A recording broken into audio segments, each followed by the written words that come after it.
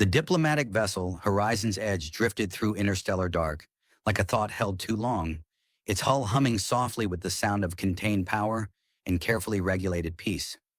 Dr. Marcus Webb stood in the observation gallery with his hands clasped behind his back, staring at a field of distant stars while rehearsing vowels in his head. He had spent 6 months studying Karathi phonetics, another 3 memorizing their syntactic honor markers, and nearly his entire adult life believing that language, if handled gently, could prevent people from killing one another. This belief had survived 2 minor wars, 1 evacuation, and a brief but regrettable encounter with a telepathic fungus. He felt confident. That, in retrospect, was his first mistake. Behind him, the chamber filled with sound as the Karathi delegation entered. Their footsteps were measured, deliberate, echoing faintly against alloy floors. Marcus turned and saw Commander Zara for the first time outside of archive footage. She looked human at a glance. Upright posture, balanced stride, calm expression, but the long, elegant ears sweeping back from her temples marked her as unmistakably Karathi. They gave her a sharper silhouette, as if evolution itself had underlined her presence. Her armor was ceremonial but functional, etched with symbols Marcus had spent weeks translating incorrectly before finally getting right. Mostly right. The briefing began smoothly. Holographic displays bloomed into the air, showing fleet formations and defensive simulations that made Marcus's inner linguist briefly jealous of military clarity. Zara spoke with precision, her voice steady and resonant, every syllable placed exactly where it belonged. Marcus followed along, nodding, pleased to recognize idioms that had once seemed impenetrable. When the presentation ended, the room paused, waiting. A moment of silence stretched, polite and expectant. Marcus cleared his throat. He stepped forward, heart racing just enough to be exciting. This was his moment to demonstrate respect, to bridge cultures, to say something thoughtful and harmless. He delivered the phrase he had practiced, smiling with what he hoped was professional warmth. The silence that followed was not polite. It was the kind of silence that suggests a collective decision not to breathe. Zara's eyes widened, just slightly, but enough. Somewhere behind Marcus, a human diplomat made a small choking sound. Marcus felt the temperature in the room drop by several imaginary degrees. He replayed the sentence in his head, dissecting it at impossible speed, and realized with dawning horror that one vowel had shifted. One ancient, ceremonial vowel. Zara stepped closer. Her expression was unreadable now, carved into something formal and very, very old. "Dr. Webb," she said carefully, "do you understand what you have just said?" Marcus opened his mouth, then closed it again. "I complimented your strategic clarity," he offered weakly, like a man guessing the answer to his own execution. A murmur rippled through the Karathi. Zara inhaled, long and controlled. "You have spoken a binding proposal of union," she said, "in the archaic form." Marcus laughed. It escaped him before he could stop it. A short, panicked sound. That's ridiculous," he said. "I don't even like archaic forms." Zara tilted her head. "Nevertheless," she replied, "by our law I have accepted." The universe, Marcus decided in that moment, had a deeply inappropriate sense of humor. Marcus Webb learned several important facts in the 10 minutes following his accidental proposal. First, the Karathi had at least 14 distinct words for silence, and he was currently experiencing the most severe one. Second, human diplomatic training did not adequately prepare a person for being spiritually married by a vowel. Third, Commander Zara had an expression she reserved for catastrophic inevitability, and it was now directed entirely at him. The conference chamber emptied with unsettling efficiency. Karathi delegates withdrew in disciplined formation, their long ears flicking subtly as they exchanged low-frequency murmurs. Marcus's implant translated only as honor context placeholders, which was not reassuring. The human side lingered just long enough to look betrayed, horrified, and faintly impressed, before retreating to argue in private. Marcus remained where he was, frozen in the center of the room, while Zara stood opposite him, hands folded behind her back, as if this were merely another tactical complication. "This is a misunderstanding," Marcus said at last, because it was the only sentence his brain could still assemble. "A tragic, humiliating misunderstanding." Zara regarded him steadily. "Yes, Relief flared. Good. Then we agree. No, she continued. It is tragic, humiliating, and binding. Marcus rubbed his face. I am begging you to understand that my species does not traditionally propose marriage during PowerPoint presentations. Zara's mouth twitched. Your species does many confusing things. She gestured, and the chamber's holographic field shifted. Ancient Kyrathi glyphs spiraled into view, layered with translations Marcus recognized with dread. He scanned them rapidly, hoping for a loophole, a forgotten footnote, a ceremonial escape clause. What he found instead was consistency, centuries of it. You use the phrasing reserved for warriors who recognize an equal, Zara said. You invoke shared future intent. You concluded with the vow syllable. I thought that meant clarity, Marcus muttered. In modern usage, she said. You spoke the old tongue. Of course I did, he said. Why wouldn't I accidentally activate the linguistic equivalent of a doomsday device? Zara studied him more closely now, her gaze sharp but curious. You show no signs of deceit. I assure you, Marcus said, if I were attempting to manipulate an interstellar warrior culture into marriage, I would have prepared slides. A pause followed. Then unexpectedly, Zara made a sound Marcus had only read about in cultural annotations. It was brief and controlled, but unmistakable. A laugh. It changed something in the room. Not much, but enough. By Kyrathi law, Zara said, intent matters less than action. Refusal would shame us both. Acceptance binds us to a period of formal union. How long is a period? Marcus asked cautiously. Zara considered. Traditionally, a lifetime. Marcus closed his eyes. Is there a modern revision? Yes, provisional union. Pending resolution. How long is that? Zara's ears angled back slightly. We will discover. They were escorted, separately, which Marcus found either reassuring or ominous, to diplomatic quarters designed for cross-cultural cohabitation scenarios. The ship's AI, sensing elevated stress, attempted to play calming music, cycling through human jazz, Kyrathi war chants, and something that sounded like whales arguing. Marcus turned it off. Hours later, Zara arrived, not in armor this time, but in a simpler uniform that emphasized function over intimidation. Up close, the human similarities were even more striking, which somehow made the long ears more disorienting. She stood just inside the doorway, formal again. This arrangement is inconvenient, she said. I have had worse first dates, Marcus replied, then winced. I mean, sorry, that was inappropriate. Perhaps, Zara said, but accurate. She stepped further inside. The door sealed behind her with a soft hiss that sounded far too final. For the duration of the union, she continued, we must be observed interacting naturally. Marcus blinked. Naturally? Yes. He gestured helplessly between them. This is natural for you?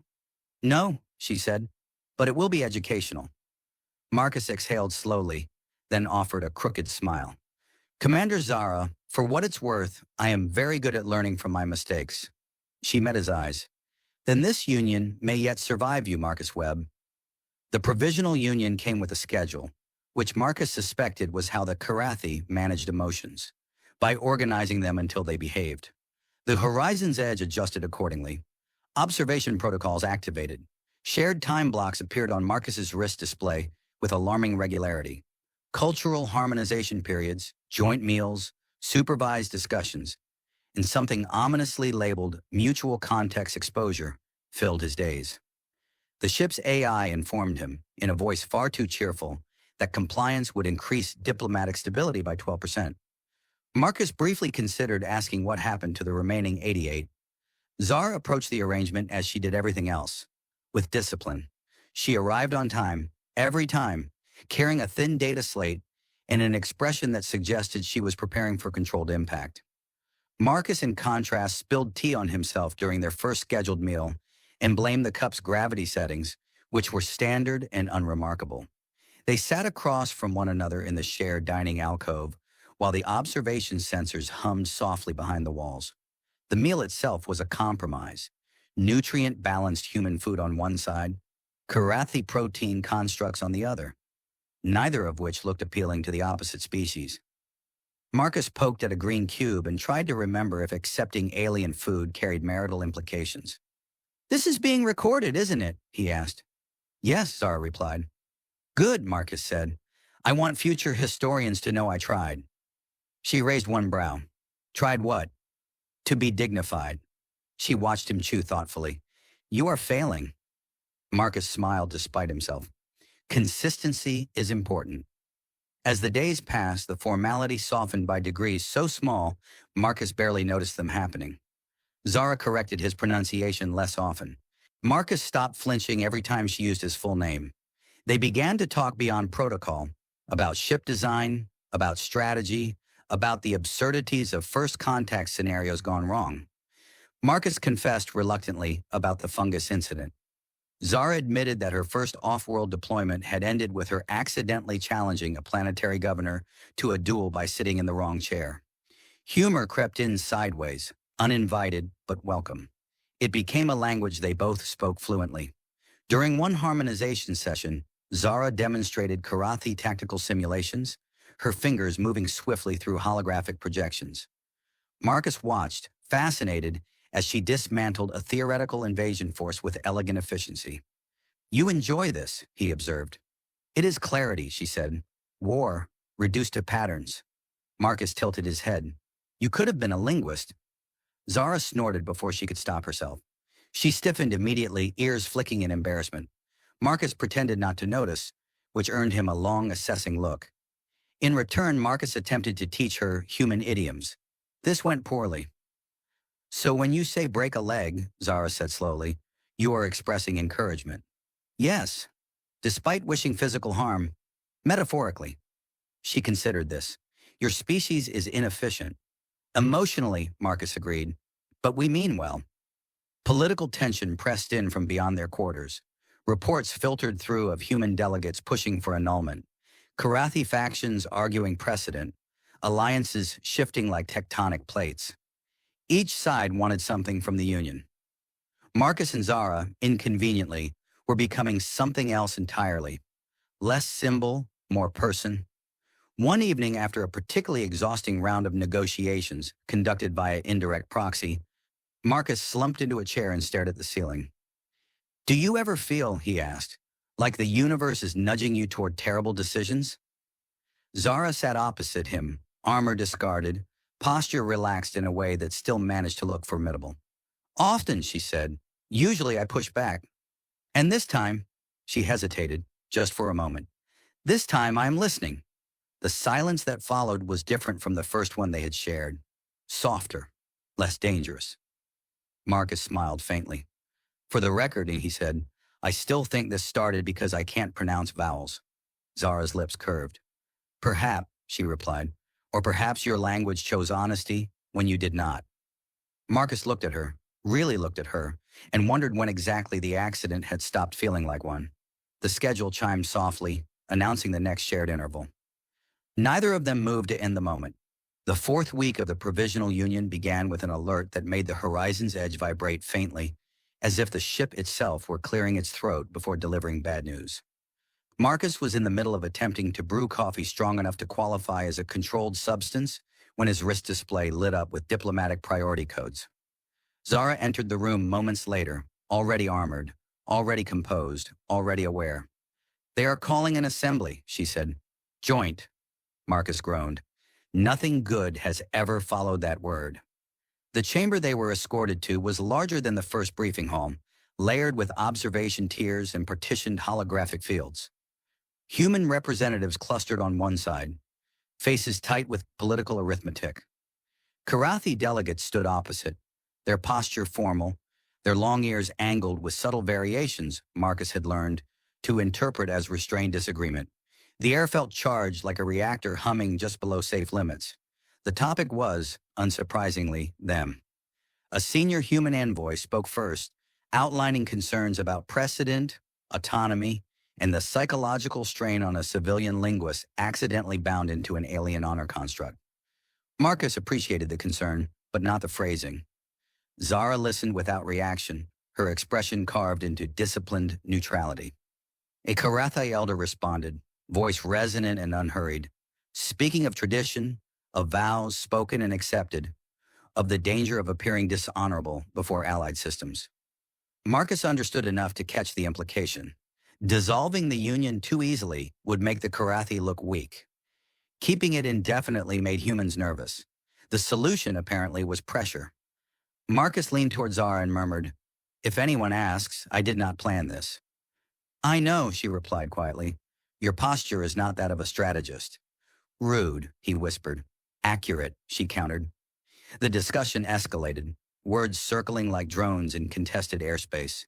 Proposals were made, countered, reformulated. At one point, a human analyst suggested isolating Marcus for his own safety. "I used to fill it with footnotes." She stepped closer, her expression softer than he had ever seen it. "You listened," she said, "when it mattered." Marcus smiled. "I still can't promise perfect pronunciation." "That is acceptable," she said. "I will correct you." He laughed, the sound carrying easily into the open air. "For the record," he added, "this is the most productive linguistic error of my career." Zara's lips curved. "For the record," she replied, "I will never let you forget it." Above them, the stars continued their indifferent dance, ancient and vast. Below them, a future unfolded, uncertain, complex, shared. Marcus looked out at it, no longer searching for the right word, content at last to let meaning grow in the space between them. Zara's ears flattened. "That will not happen," she said, cutting in for the first time. The room stilled. "By Karathi law," she continued evenly, "my partner is under my protection. Any attempt to separate us without mutual consent would be interpreted as an act of hostility." Marcus stared at her, heart thudding. "You don't have to." She did not look at him. "I am aware of my obligations." The meeting adjourned without resolution, which Marcus was beginning to recognize as the diplomatic equivalent of a migraine. As they walked back through the ship's corridors, the hum of the engines seemed louder, more insistent. "You didn't have to do that," Marcus said again. Zara stopped, turned, looked at him with an intensity that made him straighten instinctively. "They spoke of you as a variable," she said. "I do not permit that." Something shifted then, subtle but undeniable. Marcus felt it like a recalibration. Later that cycle, the ship was forced into a tactical exercise prompted by an external threat simulation, an unregistered fleet movement near a disputed sector. It was meant to test readiness. Instead, it tested trust. Marcus found himself seated beside Zara in the command interface, surrounded by cascading data and alert tones. She issued orders with calm precision, adapting strategies in real time. Marcus watched patterns emerge, recognizing linguistic structures mirrored in her tactical thinking. "You think in grammar?" he said suddenly. She glanced at him. "Explain." "You structure conflict like language," he said. "Rules, exceptions, emphasis. You're not just reacting, you're communicating." Zara considered this while redirecting a defensive formation. "You observe well." "Occupational hazard," he replied. The simulation resolved successfully. Applause followed, restrained, but sincere. As the chamber cleared, Zara lingered. "You defended me earlier," Marcus said. "Yes." "Why?" She met his gaze. "Because the union is no longer only tradition." The words settled between them, heavy but warm. Back in their shared quarters, the tension finally cracked. Marcus collapsed onto a seating module and laughed, the sound edged with exhaustion. "I proposed marriage with a vowel," he said. "Now I'm a protected diplomatic asset." Zara removed her armor, setting it aside with care. "Your people are strange," she said, then added, almost gently, "but you are honorable." Marcus looked up at her. "That might be the nicest thing anyone's ever said to me after a disaster." She allowed herself a small smile. "The disaster is ongoing." He grinned back. "I seem to specialize in those." Outside, the stars slid past the viewport, indifferent and endless. Inside, two lives continued to orbit closer than either had planned, bound by pressure, choice, and a universe that clearly enjoyed complicated jokes. The fifth week altered the rhythm of the horizon's edge in ways Marcus did not immediately understand. The ship still followed schedules, still hummed with regulated power, still drifted between stars with practiced indifference. But something in the shared quarters had softened. Not relaxed, Zara did not relax, but adjusted, as if the space itself had accepted a new equilibrium. Marcus noticed it first in the mornings. Zara no longer paused at the threshold, assessing the room as if it were hostile territory. She entered, ears upright, posture alert, but unguarded. Marcus, for his part, stopped pretending he wasn't aware of her presence before she spoke. They existed together now, a small but significant miracle considering how badly everything had started. External pressure did not ease. Messages arrived daily, layered with diplomatic caution and quiet urgency. Committees debated outcomes. Analysts predicted consequences. Entire careers hinged on whether two people could convincingly exist in a state neither of them had chosen. Marcus tried not to think about how absurd that was. The absurdity did not cooperate. During a scheduled cultural exchange, this one mercifully unobserved, Zara introduced Marcus to a karate training discipline designed to sharpen cognitive resilience. It involved standing perfectly still while holographic threats manifested unpredictably around the subject. Marcus listened, nodded, and then immediately ruined the exercise by flinching at a simulated insect the size of a shuttle. That was not an enemy combatant, Zara said flatly. It had intent, Marcus insisted. I felt it. She stared at him for a long moment, then shook her head. You are not a warrior. No, he agreed cheerfully, but I am excellent bait. Despite herself, Zara laughed. This time it was not brief or controlled. It surprised them both. The sound lingered in the air, warm and startling, and Marcus felt something loosen in his chest that he had not known was tight. Later, when the ship entered a region dense with electromagnetic interference, a minor systems failure forced them into auxiliary control. Marcus assisted instinctively, translating fragmented karate diagnostic readouts into functional human equivalents. Zara watched him work, fingers flying, mind racing ahead of the problem. You adapt quickly, she said. So do you, he replied. You just do it with more dignity. Dignity is optional, she said. Effectiveness is not. They restored power with seconds to spare. The ship's AI expressed gratitude in 3 languages and suggested a celebratory nutrient supplement. Marcus declined. Zara did not. As the cycle wore on, conversations grew deeper without becoming heavier. They spoke of childhoods shaped by expectation, of roles inherited before consent was possible. Marcus admitted that linguistics had been his refuge from people.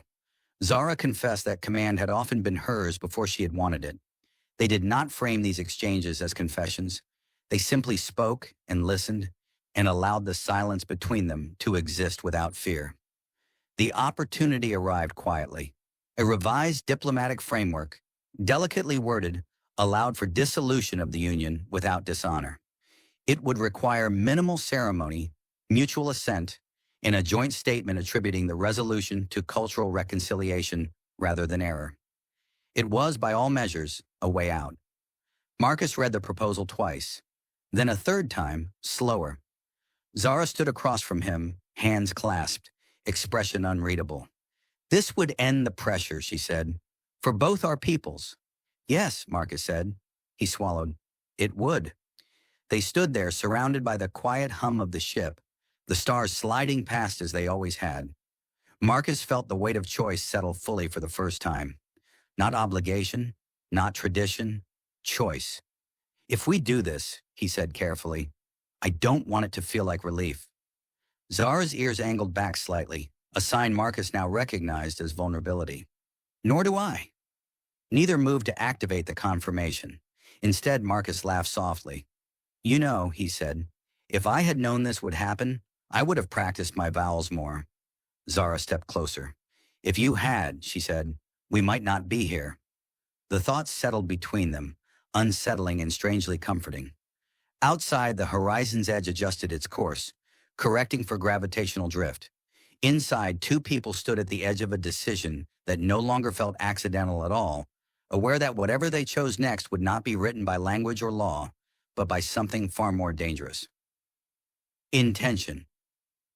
The 6th cycle began with a message neither of them had been expecting, which Marcus suspected meant it had been carefully planned.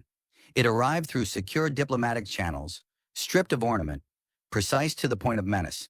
A Karathi delegation had formally requested Zara's presence planetside to finalize the status of the Union. The implication was clear enough even to Marcus. This was the moment tradition stopped waiting patiently. Zara read the message once, then again, her posture still but alert. Marcus watched her from the doorway, coffee cooling, forgotten in his hand. That's, important, he ventured. Yes, she replied. It is decisive, he nodded. Those are my least favorite kinds of important. Preparations began immediately. The Horizon's Edge adjusted its trajectory toward Karathi-controlled space, slipping into faster-than-light transit with a vibration Marcus had come to associate with impending consequences. As the stars stretched and folded outside the viewport, tension crept back in, not sharp this time, but heavy, like gravity increasing a fraction at a time. They did not talk about the message at first. Instead, they fell into routine with an intensity that bordered on avoidance. Marcus immersed himself in linguistic analysis, recalibrating translation matrices that did not need recalibrating. Zara reviewed tactical data that had not changed in days. They shared meals, exchanged observations, joked lightly, but something vital hovered just beneath the surface, waiting. It surfaced during a systems drill. A simulated breach forced them into emergency coordination, alarms pulsing red as the ship's AI announced cascading failures in a tone Marcus found deeply judgmental. Zara moved instantly, issuing commands, adapting to shifting variables. Marcus followed without thinking, translating, anticipating, filling gaps.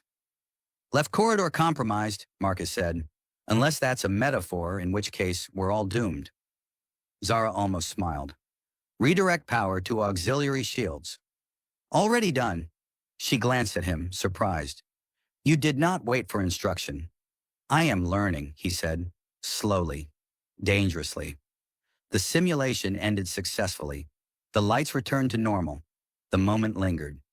You trust me, Marcus said quietly. Yes, Zara replied. That is why this is difficult. They stood there surrounded by the quiet aftermath, and Marcus felt the truth press forward, demanding space. If you go, he said, they'll expect an answer. They will, she agreed.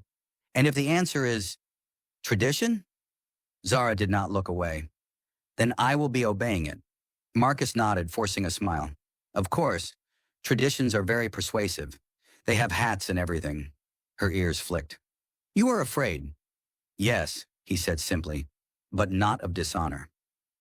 That night the ship dimmed to rest cycle lighting, soft and neutral. Marcus lay awake, staring at the ceiling, rehearsing words that felt inadequate. Language, his lifelong refuge, had abandoned him again. Eventually the door opened quietly.